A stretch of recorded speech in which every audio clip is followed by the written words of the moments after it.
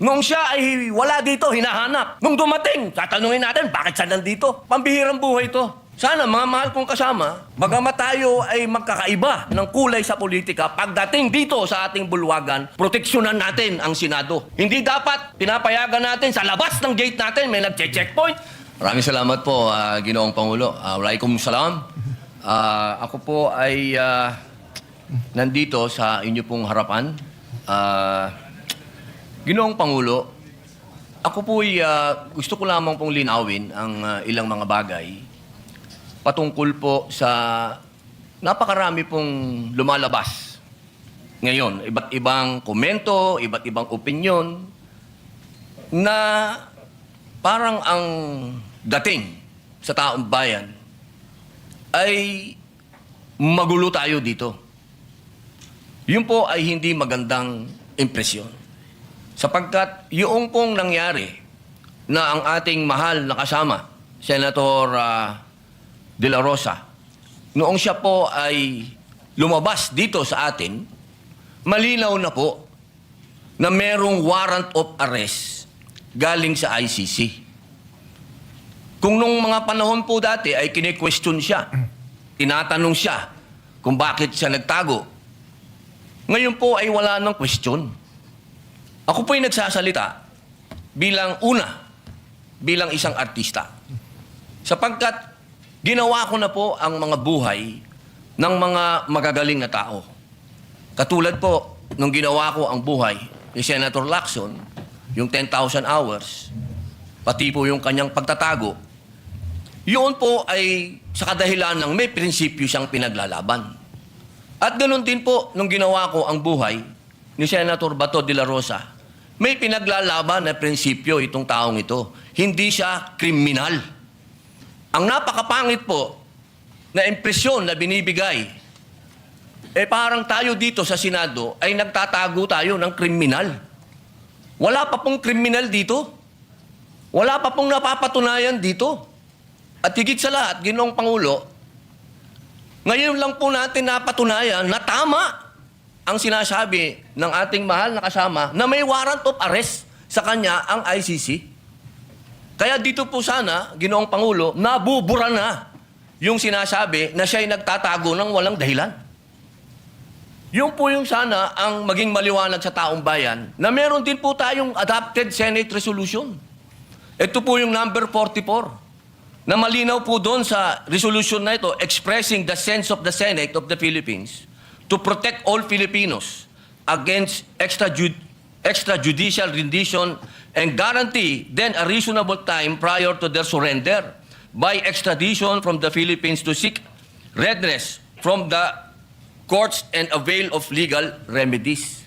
So wala po tayong ginagawang kaimposiblihan dito dahil sinusunod po natin ang resolution natin. Dahil siya po, inaasahan natin at meron din po siyang pending na TRO sa Supreme Court. Ginoong Pangulo, sana wag po tayong magkaroon ng mga mixed messages dito. Hindi ko po hinihingi doon sa ating mga kasama na bumoto ng no dito sa resolution neto na pumanig kay Senator De La Rosa. Pero sana naman, huwag pong idamay ang buong Senado kapag sinasabi na tayo'y magulo, tayo'y katawa-tawa. Dahil tayo naman po ay nasa katwiran. Kung hindi tayo nakakaintindihan sa katwiran, huwag tayong magsiraan.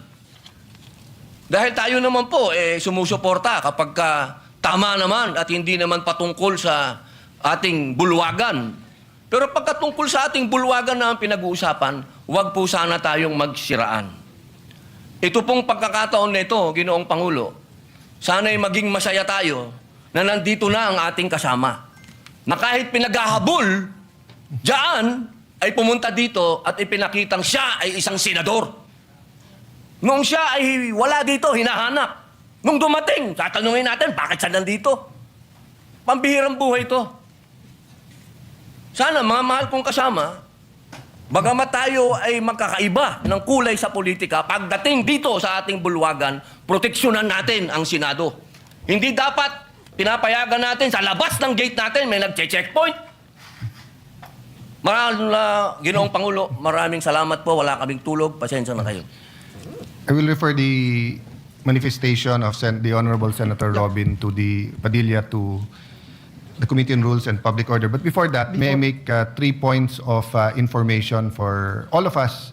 Before that, an appeal sa lahat ng naka-video kagabi, whether dito sa labas ng session hall, whether dyan sa baba, dun sa ginulpi na member ng ating Office of the Sergeant of Arms, or dun sa labas, please volunteer and submit your video because we agreed with the NBI that they will conduct a fact-finding. The Senate will also conduct a fact-finding. And the NBI director promised us that if any of his agents exceeded their authority, they will be dealt with by law, whether administrative or criminal charges. I'll just finish, Senator Subirmay. So his report was that nangharas daw yung Osaha, but when I showed him the video, he was also surprised. But of course, there are many videos. So that's my first point, that in reaction to what you said, iba yung magulo Senate, iba yung ginugulo ang Senate. Diba? Kahit sinong tahimik, pag ginulo, magmumukhang magulo. But today shows you na walang gulo. Number 3, I think that is the inherent weakness of social media versus news. Legitimate, I will not use legitimate because everything is legitimate no matter what the platform. But what I'm saying is that when people cut interviews, so for example, I think Senator Trillanes said, anong pinagsasabi ng mga senador, including myself, he gave up. But if you look at my whole interview, ang sinabi ko, ang naging tradisyon at nirerespeto to ng kahit na pinaka mabibigat or pinaka mga administrasyon na inaccuse ng paggamit ng kamay na bakal, ay nagko-coordinate first bago nila iserve ang warrant dito. Number 2, we allow the senator to exhaust all legal remedies. And number 3, in the case of Senator Bato, it has to be a warrant issued by a Philippine judge in a Philippine court. And still, he has to be given the right to exhaust all his legal remedies. And then, ang tradisyon nun is that kinakausap ang senador pagka wala ng legal remedy na respetuhin din ang sarili niyang institusyon, ang Senado, by giving up. Which yun po ang ginawa ni Senator Trillanes at Senator De Lima, pero mukhang meron silang selective amnesia. Naburay yung part where they sought the protection of the Senate, nandun na sila sa pag-surrender. Secondly, lastly, nire-iterate ng NBI na pinayagan silang pumasok, pero sabi ko, siguro naman kahit pinayagan kayo pumasok, walang pumayag na makipaghabulan kayo sa isang senador. So sabi niya, yan daw ang standard pagka ang isang inaaresto ay tumakbo. Ngayon, ang sabi naman namin, look at it from our point of view. May session, we were in session, alam niyong kailangan yung boto niya, tapos hahabulin niyo para hindi makapasok ng session. So, mahaba yung usapan, no? But we and Senator Amy, Senator Pia, Senator Loren were the voices of the institution yesterday. No, I played more of a diplomat mediator role so that we can get to that. So now that they're doing their investigation, I hope the Committee on Rules, Committee on Public Order, or if you refer it to if the pleasure of the body is the Committee on Justice or Rules instead of Public Order, we will get to it soon. But today proves that hindi tayo magulo. Pag hindi tayo ginugulo, hindi tayo magulo. Diba? Senator Zubiri? Yes. Yes, Mr. President. Senator Zubiri and then Senator Marcoleta, Mr. President. Very quick, Mr. President.